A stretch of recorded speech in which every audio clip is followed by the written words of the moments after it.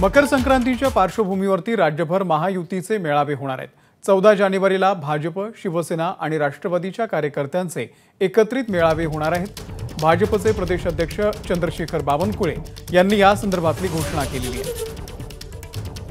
सुशांत सावंत या संदर्भातले अपडेट देतील। सुशांत, अमोल, भाजप कार्य समितीची बैठक जी आहे ती मुंबईत सुरू आहे आणि या बैठकीदरम्यान प्रदेशाध्यक्ष चंद्रशेखर बावनकुळे यांनी महत्त्वपूर्ण घोषणा केलेली आहे। त्यांनी असं सांगितलंय की 14 जानेवारी रोजी भाजप, शिवसेना आणि राष्ट्रवादी अर्थात अजित पवार गटाच्या कार्यकर्त्यांचे एकत्रित मेळावे जे आहेत ते घेण्यात येणार आहेत। आगामी लोकसभा निवडणुकीच्या पार्श्वभूमीवर महायुतीची आपल्याला ही तयारी पाहायला मिळते।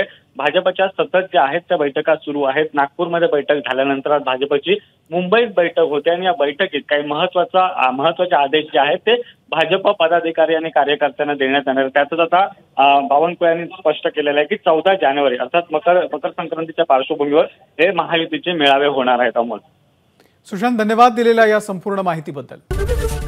एबीपी माझा, उघडा डोळे बघा नीट।